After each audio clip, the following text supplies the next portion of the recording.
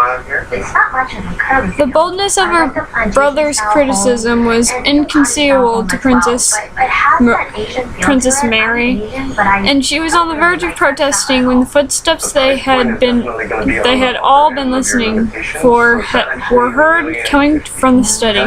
The prince entered with his brisk, jaunty gait, as if purposely contrasting his volatile manner with the rigid routine of the household.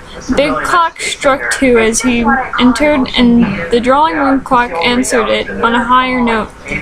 The prince stood still, his keen, glittering eyes under their thick, overhanging brows sternly scrutinizing the company and the resting on the little princess.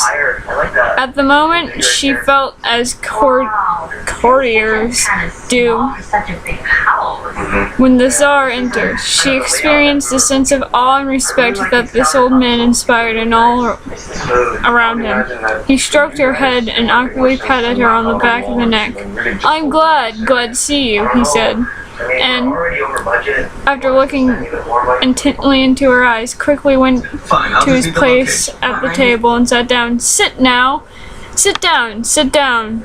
Mikhail Alvanach, sit down!" As a stockbroker, I think he made between 50 and 60. He indicated a place beside him to his daughter-in-law. A footman drew out the chair for her. "Oh ho!" exclaimed the old man, looking at her rounded figure. "You didn't waste any time, that's bad." He gave his usual dry, cold, unpleasant laugh, his lips but not his eyes smiling. "You must walk as much as possible. The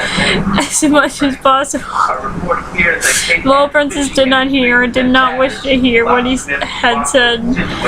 She was silent and appeared to be disconcerted. The prince asked her about her father, and she smiled and began to talk. When he asked about their common acquaintances, she became still more animated and talkative, convoying their greetings to him, and relating town gossip. "Countess, oh, I can't even say that. Poor thing, lost her husband, and just cried her eyes out," she said, growing more and more vivacious. The livelier she became, the more sternly the prince looked at her, and suddenly, as if he had studied her sufficiently and formed a clear idea of her, turned away and addressed Mikhail Ivanov. "Well, name I can't say.